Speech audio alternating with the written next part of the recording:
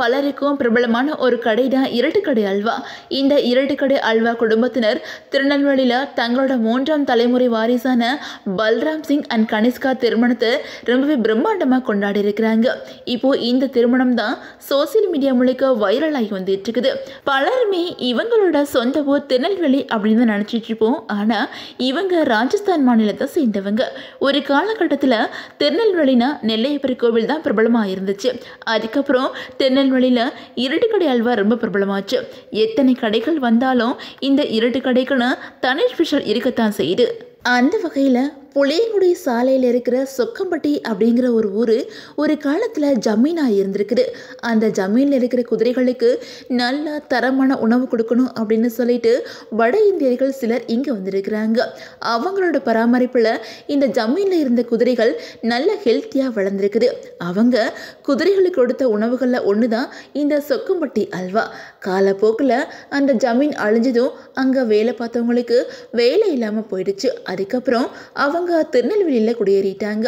அவங்கள ஒருத்தரான ராஜஸ்தானை சேர்ந்த கிருஷ்ண சிங் அப்படிங்கிறவங்களோட மகன் பிஜிலி சிங் அப்படிங்கிறவங்க தான் தாமிரபரணி நீர் எடுத்து அல்வா தயாரிச்சிருக்கிறாங்க. அந்த அல்வாவை சுவைச்ச திருநெல்வேலி மக்கள் அதோட சுவையில் மயங்கி அதுக்கு அடிமையாக்கிட்டாங்க அப்படின்னு கூட சொல்லலாம். இந்த பிஜிலி சிங் அப்படிங்கிறவங்க தான் இரட்டுக்கடை அல்வா கடையை தொடங்கி வச்சவங்களாம். அந்த வகையில் 1940 தொடங்கப்பட்டது தான் இந்த அல்வா கடை.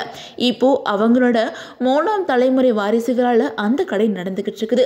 அந்த வகையில் இரட்டுக்கடை அல்வாவுக்கு அப்படின்னு சொல்லிட்டு ஒரு தனி சுவை வர காரணம் என்ன அப்படின்னா, அந்த அல்வா செய்ய பயன்படுத்தப்படுற கோதுமையை மிஷினில் அரைக்காமல் கையால் தான் அரைக்கிறாங்களாம். அது மட்டும் இல்லாமல் தாமிரபரணி ஆற்றோட தண்ணீரும் இந்த அல்வாவுக்கு தனி சுவை தருது அப்படின்னு சொல்லப்படுது. கைகளால் தான் இந்த அல்வாவை கிண்டுறாங்க அப்படிங்கிறதுனால ஒரு நாளைக்கு குறிப்பிட்ட அளவு அல்வா மட்டும்தான் தயார் பண்ணுறாங்க. இந்த இரட்டு கடை ரொம்ப பழமையான கடையும் கூட.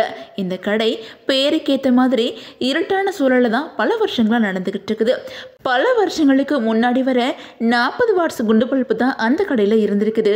இப்போது கொஞ்சம் மாற்றம் பண்ணி 200 வாட்ஸ் பல்பு அந்த கடையில் எரிஞ்சுக்கிட்டு இருக்குது. இந்த கடை பழைய பாரம்பரிய முறைப்படி இன்னும் அதே பழைய கட்டடத்தில் தான் செயல்பட்டு வந்துக்கிட்டு இருக்குது. அது மட்டும் இல்லாமல் இங்கு பயன்படுத்தப்படுற பணப்பட்டியில் தொடங்கி அல்வா கொண்டு வர அந்த பாத்திரம் வர எல்லாமே பழைய பாரம்பரிய மிக்கது தான். அது மட்டும் இல்லாமல் இந்த இருட்டு கடை சாயங்காலம் சுமார் 5:30 மணிக்கு மேலே திறக்கப்படுமா. நைட்டு மட்டும்தான் இந்த அல்வா கிடைக்கும் அப்படிங்கிறதுனால அதுக்கு இருட்டு கடை அல்வா அப்படிங்கிற பேரும் கூட வந்திருக்குது. இந்த நிலையில் கடந்த 1ஆம் தேதி இருட்டுக்கடை அல்வா குழுமத்தோட இல்ல திருமண விழா திருநெல்வேலியில் ரொம்ப பிரம்மாண்டமாக நடந்திருக்குது. பலரும் வந்து மணமக்களை வாழ்த்தியிருக்காங்க. திருமண விழா பாரம்பரிய முறையில் ரொம்பவே பிரம்மாண்டமாக நடத்தியிருக்கிறாங்க. ஆட்டம் பாட்டம் கொண்டாட்டம் அப்படின்னு சொல்லிட்டு அந்த இடமே களை கட்டியிருக்குது. இந்த நிலையில் எல்லாருக்கும் நன்றி தெரிவித்து இருட்டுக்கடை அல்வா குழுமம் ட்வீட் பண்ணியிருக்காங்க. அதில் என்ன சொல்லியிருக்காங்க அப்படின்னா, எங்கள் இருட்டுக்கடை குடும்ப திருமண விழா உங்கள் அன்பாலும் ஆசீர்வாதத்தாலும் சிறப்புற்றது.